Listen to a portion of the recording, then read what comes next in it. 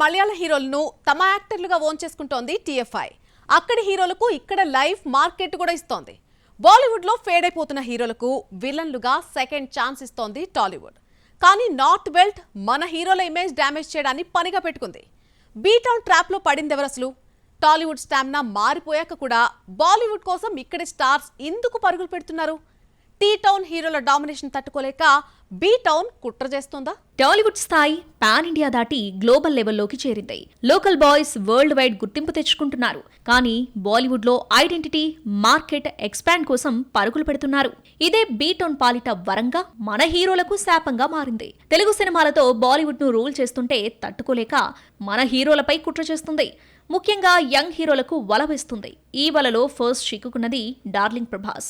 బాహుబలి, సాహో హిందీలో సక్సెస్ అయ్యాక ఓం రౌత్ ఆదిపురుష్తో డిజాస్టర్ ఇచ్చాడు. అప్పుడే రెబల్ ఇమేజ్ డ్యామేజ్ చేసేందుకు బీటౌన్ కుట్ర పన్నింది అన్న టాక్ గట్టిగానే వినిపించింది.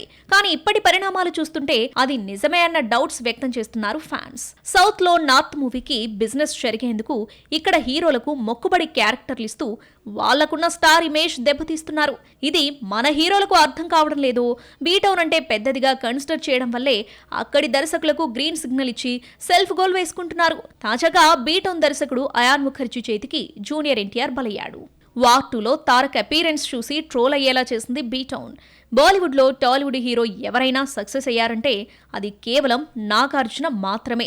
తండ్రి ఇన్స్పిరేషన్ తో అమీర్ ఖాన్ డైరెక్టర్ అద్వైత్ చందన్ ఆఫర్ చేశాడని హిందీ బెల్ట్ లో అడుగు పెడితే మొదటికే మోసం వచ్చే పరిస్థితి ఏర్పడింది. ఇలాంటివి చూసి కూడా టాలీవుడ్ హీరోలు బీటౌన్ డైరెక్టర్లతో వర్క్ చేయడం ఆపడం లేదు. ఇప్పుడు సుధీర్ బాబు హీరోగా బీటౌన్ లో అగ్ని పరీక్షకు రెడీ అవుతున్నాడు. ఇప్పుడే కాదు, చిరు నుండి రామ్ చరణ్ వరకు బీటౌన్ లో ప్రూవ్ చేసుకోవాలని ప్రయత్నాలు చేస్తున్నారు. కానీ బెడిసి కొడుతున్నాయి. మెగాస్టార్ 2 సినిమాలతో సరిపెట్టేసుకుంటే తండ్రి ప్రూవ్ చేసుకోలేకపోయిన చోట తాను స్టార్డమ్ తెచ్చుకోవాలనుకున్న చెర్రీ అపూర్వ లఖియాకు ఛాన్స్ ఇచ్చాడు. జంజీర్తో కెరీర్ స్టార్టింగ్ లోనే బీటౌన్ ఎంట్రీ ఇస్తే బెడిసి కొట్టింది. ఫ్రెండ్షిప్ కోసం సల్మాన్ ఖాన్ తో విక్టరీ కిసీకా భాయ్ కిసీకా జాన్ లో నటిస్తే బొమ్మ డిజాస్టర్ అయింది. ఇక బీటౌన్ దర్శకుల స్ట్రాటజీ నుండి ఎస్కేప్ అయింది అల్లు అర్జున్, మహేష్ బాబు మాత్రమే. అక్కడి ఫిల్మ్ మేకర్ల నుండి ఆఫర్లు వస్తున్నా కాదని ఇక్కడి దర్శకులతోనే వర్క్ చేస్తూ సేఫ్ గేమ్ ఆడుతున్నారు.